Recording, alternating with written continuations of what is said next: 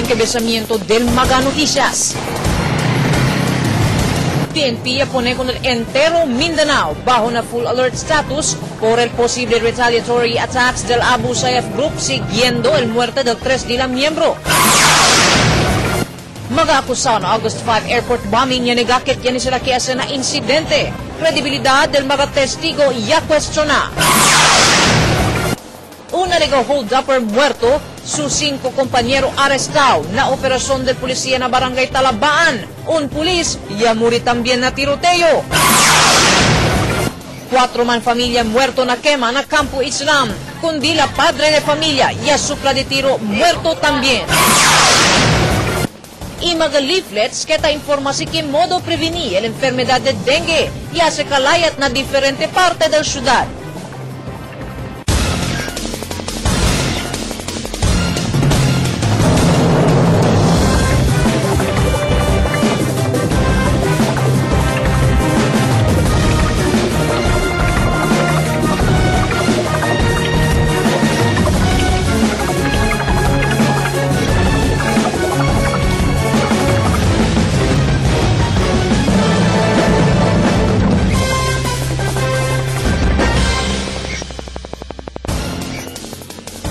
De Zamboanga Peninsula. Yo soy Jewel Reyes y aquí ahora detalles del Maga Noticias.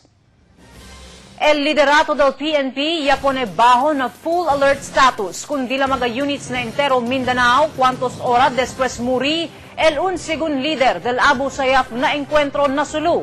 Tamang patrol si David Santos.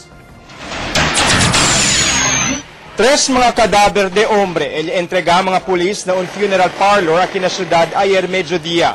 Según no hay cosa otro palabra que de mga pulis, fuera que habla estaba na Sulu mga kadaver. Notable que sostene mga herida de bala mga kadaver, siendo tiene bungkaw el cara, mientras el otro destrozado el otro parte del cuerpo. ¿Cuántos minutos pa? Ya declara si PNP Chief Jesus Versosa que tapone bajo na full alert status con el entero Mindanao. Un orden que según enseguida se cumpli si Acting ZZPO Chief Edwin de Ocampo.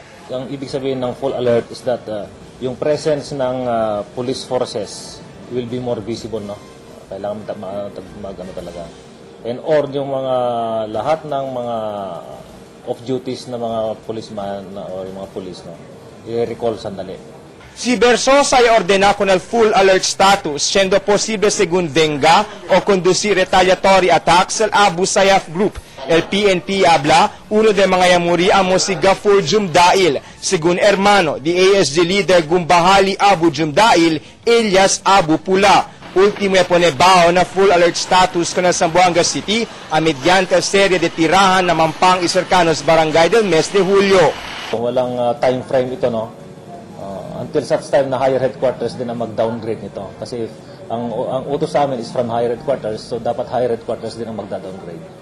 Pero narunsada del news team después a sasali si Versosa su orden, notable que menoraw pa siyempre el visibility del mga pulis na pueblo y ng mga otro vital installations como mismo City Hall o el Fort Pilar.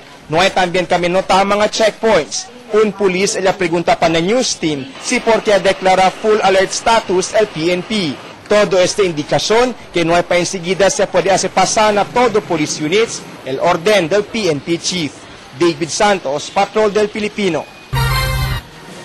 Mga pariente del 3 alegaw miembros del Abu Sayyaf ya pidiya con el policía para entregaya kanila kung mga kadaver del mga suspechao.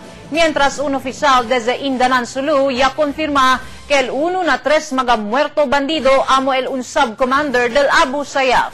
Tamang patrol, Leila Vicente. Y enderezay ng tesaga ng privado funeraria mga pariente de 3 maligaw miembros del Abu Sayyaf. El 3 mga bandido ay muri después man encuentro con la tropa del Special Action Force na maimbong Sulu ayer. El barangay chairman de Cabon Maas na Indanan, Jess Cagayan, amoy ayuda kung mga pariente na masuspechaw para pwede man claim kung mga kadaver. Confirma también na según que el uno na 3 bandido, si Gafur Jumdail, hermano del Abu Sayyaf Commander Dr. Abu. Siya na yun talaga. Alam mo naman, nandito ang mga kamag-anak na nagsabi. Siya na talaga. El policía explica como pariente del mga defunto que tiene para que seguir proceso antes puede man-claim con el cuerpo del mga alegaw bandido. Debe asegurar una condición autopsia na cuerpo del mga suspechado antes con estos puede entregar con la mga pariente. Pagkatapos ng autopsy, pwede na idala sa barko doon sa pantalan. Mga pariente del mga suspechado yung preferi para no dar entrevista na kamera. Pero asegun kanila, no hay sila ideya si verdad o hindi malegasyon ng mga otoridad kontra na dila mga pariente.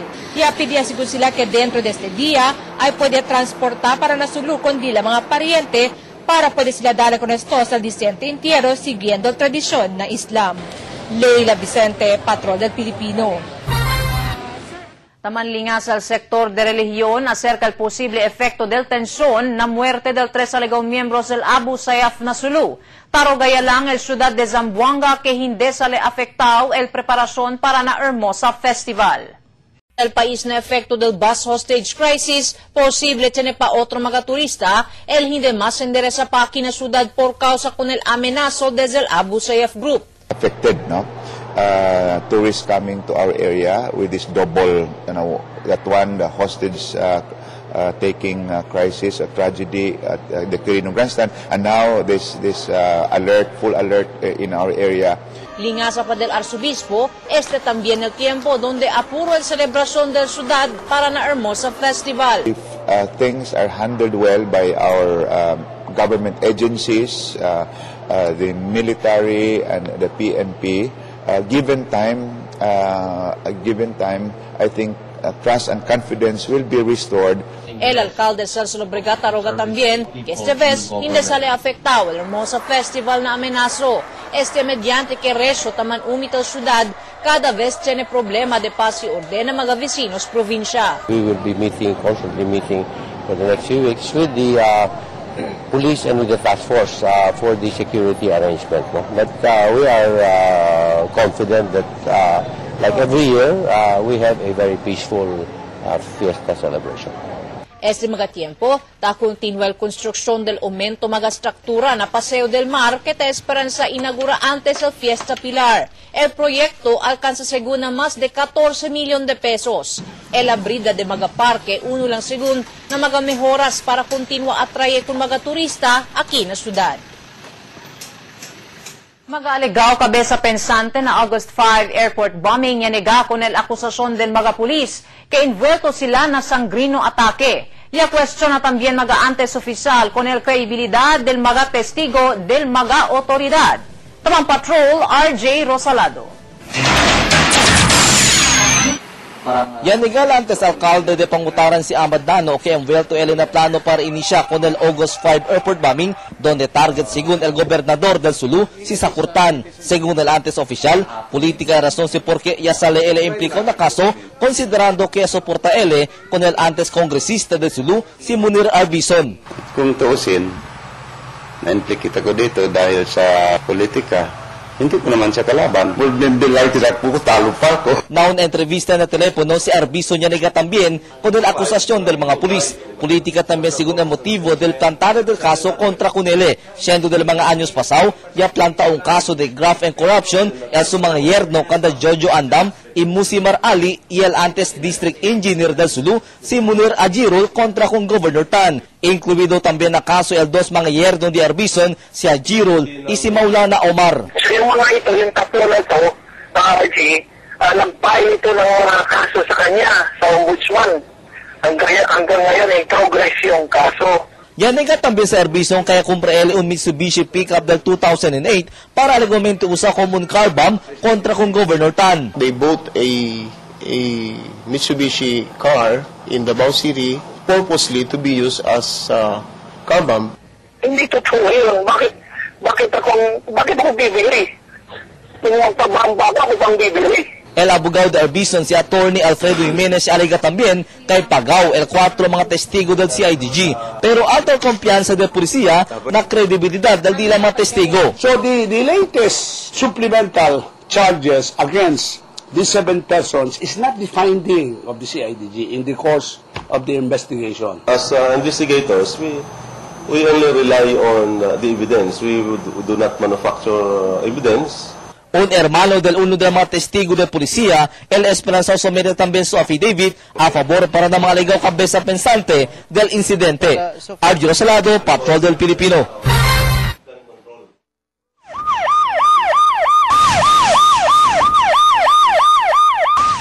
Arrestado el 5 personas después supla de tiro con mga pulis, quien responde na llamada que tiene mga armado personas na barangay Talabaan anoche. Diferente caso Esperanzao enfrenta mga suspechao y posible pa aumenta si tiene mga víctima ay aparece para mantestigo que este grupo también el envuelto na serie de hold-up na syudad. Tamang Patrol, Queenie Casimiro. Uno por uno ya sa fingerprints y retrato con ang 5 suspechao inantes aga en preparasyon para el formal plantada de caso contra kanila. Mga suspechao ay enfrenta el caso de illegal possession de armas de fuego y violación del Dangerous Drugs Act. Na civilian caller na mga taliban po sila alyan na area. Pakilala kasi kanilang pulis, no? Yung isa tumakbo sa likod. Then, tama-tama naman nandun yung mga pulis natin. Kasama na dun si SPO1 Alquizar. No, pagkita, binaril na kaagad yung isang pulis natin. Esa después que recubrí na di la posesión, el 23 jutay paquete de sospechado shabu, mga drug paraphernalia, un calibre 45 pistola y 38 revolver. Pero posible pa según aumenta el caso contra mga sospechado si puede verificar que envuelto también el grupo na serie de hold-up na syudad. Ini-invite namin ngayon yung mga victims na hold up dito sa city proper, para punta dito to identify kung sila ba talaga itong grupo na ito. Y recubrí también un motorciclo sin placa. Por eso ta sospecha mga pulis que robao también este motor. El policía ta se ahora en buscada con mga otros miembros del grupo. Hindi malakihan na grupo ito. Según sila entramete, si cosa man el trabajo del grupo. Queenie Casimiro, Patrol del Pilipino. Ya despidi siempre el pulis con quien ya supla de tiro el uno del mga sospechao na barangay Talabaan anoche. Pasada a las 2 en antes madrugada cuando despidi si SPO1 Rolando Alquizar. Si Alquizar ya sostene herida de bala na su cadera. Asigun ko Police Senior Superintendent Edwin de Ocampo, pa detrás sa supla de tiro con Alquizar, el sospechao, si Omar Samson alias Marco. Muerto también si Samson na tiroteo. Tragedia y despierta con mga vivientes del barangay Campo Islam después morí el 4 miembros de una familia durante el incidente de quema domingo madrugada. Muerto también el 5 miembro de la familia después con el segundo supla de tiro. Tamang Patrol si David Santos.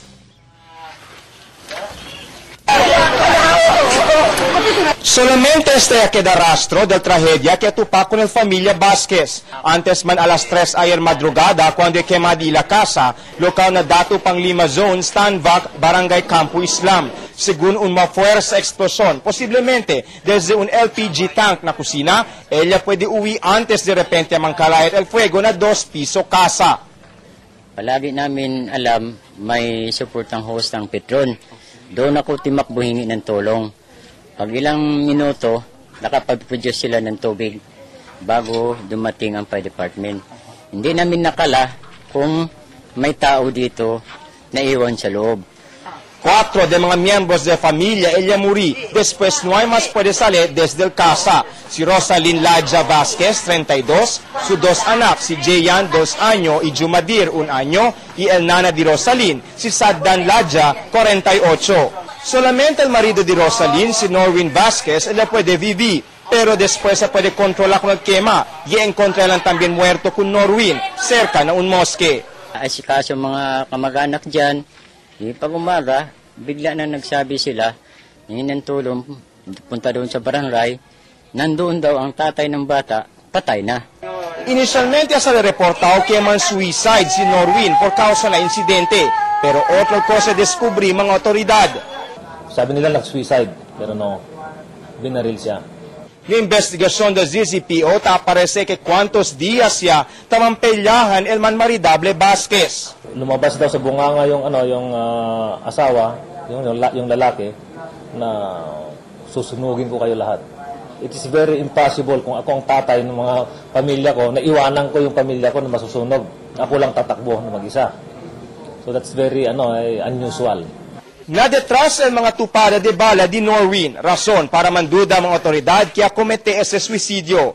Fuera que te investigasi verdad intencional, ella sucede quema que resulta ng muerte de 4 personas, tase también ahora apa sa GCPO si quien ella mata con Norwin. Y como parte del cultura muslim, enseguida se entera con 5 mga biktima na sementeryo aquí na Barangay Mampang. David Santos, Patrol del Pilipino. Na otra noticia, el Oficina de Salud ya se cae mga leaflets na centro del pueblo por medio de un helicopter como parte de la campaña contra la enfermedad de dengue del viernes. Según el City Health Officer Dr. Rodel Agbulos, contenido na mga leaflets amo mga propio manera si pakilaya puede evitar con el enfermedad como el mantención de limpieza na cada cual mga casa. Si Agbulos yari itira la importancia de la diseminación de la información na pueblo o na público contra dengue. Mientras el concejal Lilia Nuño no hay sale satisfechao na citywide cleanup que ya inicia del otro semana. El siguiente na TV Patrol Chavacano, kung man maridable de baliwasan niya sentensya muerte na Malaysia por el alegado drug dealing. Mujer herido después con el lancel un sospechado hold-upper na pasunangka. Todos en la virada del TV Patrol Chavacano.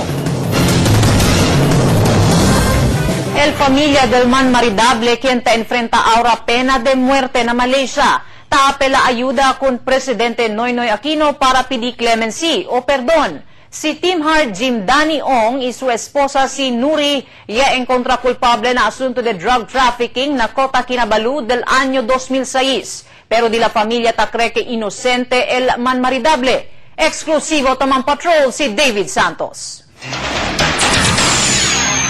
Na ABS-CBN decidió familia de Team Har Inuri Ong que hace pasar di ila apelo para con Presidente Noynoy Aquino. El man maridable Ong, mga residente de Barangay Baliwasan, anda na Malaysia del 2005 como mga turista y según compra también tela para na di ila negosyo. Pero i-arresta kanila mga otoridad na un anti-drug operation. I-confisca cuantos paquete de shabu desde el maridable. Si Fred, hermano de Team Har, anda una vez na Malaysia para pekura asisti con el maridable. Nakapunta kami ng preso nila sa may Kapayan. Nakausap mo yung kapatid ko.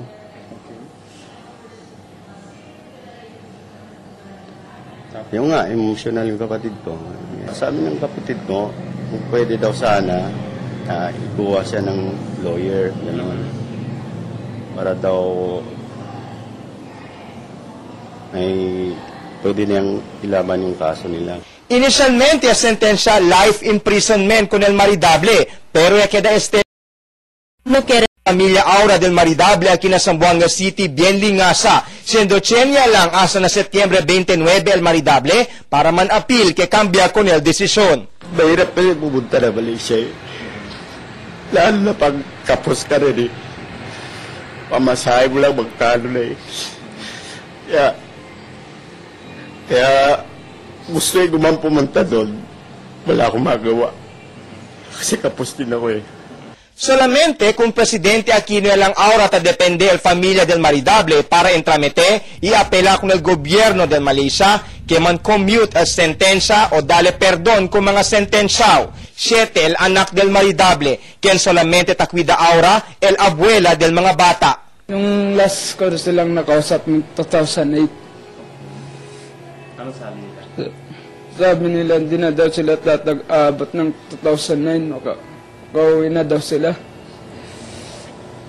Tapos, pagpaparalin nila kami ng mabuti. Kaya Presidente Noynoy, nananawagan po ako, sana tulungan niyo po ako. Tulungan niyo po kami. Hindi po pumatay yung mga magulang ko, hindi po sila nagnakaw. Naghanap lang po sila kung meron man sila nagawang masama. Para lang po yun sa mga anak nila, para sa amin, para may mapakain sila sa amin. El familia del Maridable ta esperanza también que puede ayudar al congresista Ben Climaco para facilitar el di la apelo na Malacañang. David Santos, Patrol del Pilipino. Para mejor asegurar el servicio de la Iglesia Católica, el Zamboanga City Archdiocese ya convení con más o menos 300 mga parishioners desde diferentes partes del ciudad, según parte del Dila Prójimo. Por causa, según que subía la población de la ciudad y cambia o aumenta las necesidades de mga vivientes local, el Zamboanga City Archdiocese ya conducí con el se llama Archdiocesan Pastoral Assembly of Zamboanga o APAZ. Según con el Arzobispo Romulo Valles, año 2000, cuando último ya convení el más o menos 25 mga parokya na ciudad.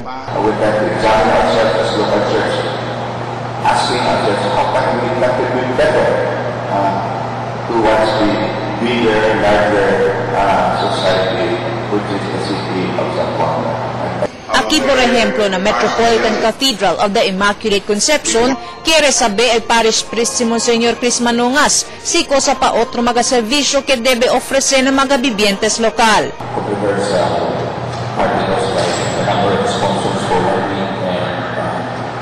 Sponsors for baptism are still being debated. No matter how we try our best to establish that, to implement that, there's still some probably have a hard time accepting. Principiando na un misa enantes na cathedral, ay diskuti mas o menos 300 mga partisipante, mga asunto de relihiyon, palabra de Diyos, edukasyon, mga problema na sosyedad, hasta pa si orden na Mindanao. After this, there could be some pastoral directions that can be laid out, and then we can provide us as a roadmap. El Asamblea parte del celebración del Centennial Jubilee de Zamboanga City Archdiocese.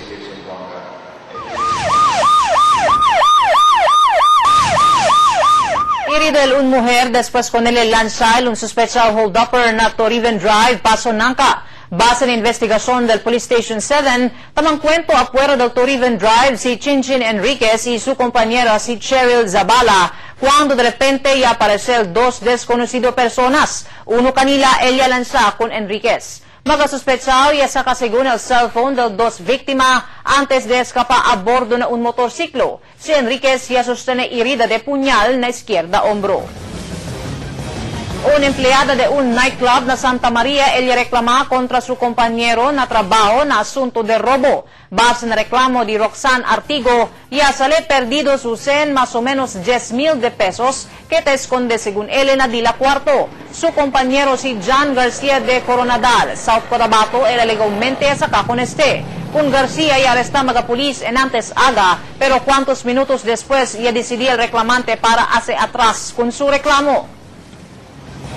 Y para na servicio público este día, con Iris Ferl Reyes, 16 años de edad, busca su mga mayores. Según agosto 31 pa, cuando ya sale na casa el jovencita. Pero hasta ahora no hay pa volver a la residencia. Si tiene manqueña, puede mirar con Iris Ferl, para ya informar con su mga mayores quien malingasa ya. Puede ustedes contact con Ofelia Reyes de Zone 8 Ayala na cellphone number 0906-973-020.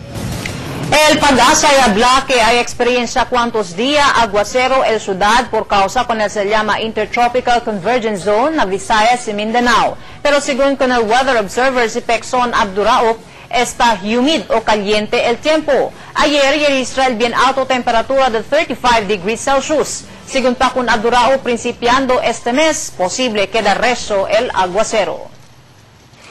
El policía esperanzado conducir más de mga checkpoint. Ahora bajo na full alert status el ciudad y entero Mindanao. Mga autoridad apela con el cooperación y paciencia del público para queda más ligero el chequeada na mga vehículo. Tamang Patrol, Queenie Casimiro.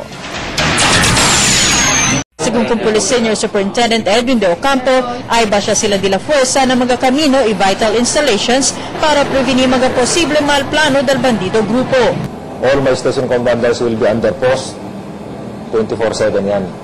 Then more checkpoints ang gagawin namin pati araw meron pero unannounced. Hasta mga personajes na opisina ay designa si Colonel De Ocampo na kamino al llegar el tarde. Si De Ocampo tapel ahora con el pasensya y cooperación del público.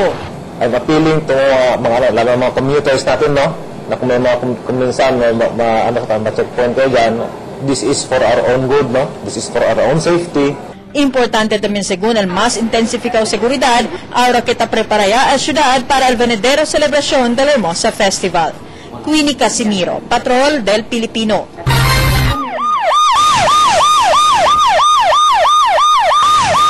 Iridol un kagawad de Barangay Taluksangay su un compañero después procura evitar con un cable de corriente na highway del Barangay Talabaan del Sabado. Kaya sustene irida na sukara si kagawad Ahmad Jailani después mambaliskat na dila motorsiklo. Irido también na su pies el compañero di Jailani que niya maneja con el vehículo. Sigun kun Jailani, aksidente yaman sangit el cable de corriente na un backhoe kaya pasa na lugar. Pero no hay enseguida kita na camino el chofer del backhoe con el cable de corriente. Por eso ya causa pa este accidente na otro mga motorista. 3 mga motorsiklo el yaman karambola na calle Governor Camis del Sabado mediodía. Na initial report del mga pulis aparece kaya Biraera según para na izquierda del camino para na calle Núñez Extension el un motorsiklo cuando accidente con este ya se banga el un motorsiklo na detrás. Como resulta del dila banggaan otro un Raider motorsiklo el yaman baliskat. 3 mga persona el ya sustene dyutay mga irida na dila pies e incluido el chofer del 2 mga primer motorsiklo que yaman banggaan. Mientras tanto, siendo bajo na investigación, no puede designar más que cosa puesto con Rear Admiral Feliciano Angue. Según con el liderato del Navy, decidió una sila con el caso de Angue antes puede darle con Angue un nuevo assignment como comandante del Naval Forces Western Mindanao Command. Tamang patrol si David Santos. Antes de nombrar con Marine Brigadier General Eugene Clement como acting commander del NAVFOR-WEM, una designa aquí con Rear Admiral Feliciano Angue. Pero reclama si Angue, quien jefe del National Capital Region Commando NCRCOM makatiempo, que demotion para con él el puesto na NAVFOR-WEM. Como resulta, no hay más con él por seguir designa aquí na riyon. Naka-hold pa yung assignment niya dahil nga pending sa result ng investigation. So yun naman yung ongoing ngayon yung gathering of yung mga data katulad ng mga pronouncement nun sa TV, mga clippings sa diario. Taman lastima también si Tawi-Tawi Governor Sadiku Sahali kinuhay por sigisinta kung jefe del NAVFOR-WEM si Angue. 2004 cuando designa con Angue na Tawi-Tawi para encabezar con el Task Force 62 del Navy. Sayang. Bakit ko sayang? He's a good officer, pero lang he's a principled man, he has his own mind. Sometimes he try and counter to his principle. Ganyan ang nangyari.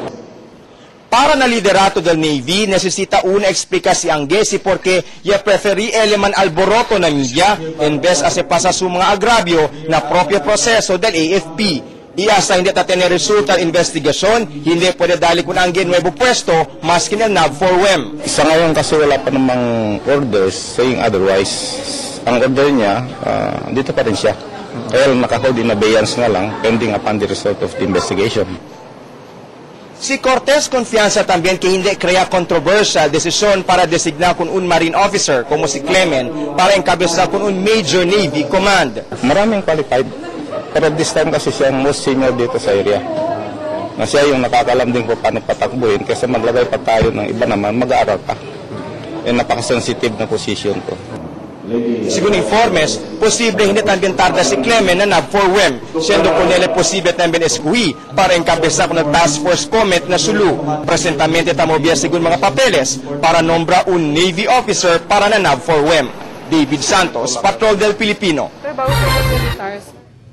Y ese mga noticias del día un más extensivo patrulla. Cambio ustedes, mga Patrol del Pilipino. Taleba Noticias, ita silvi con ustedes, maskin donde parte del región.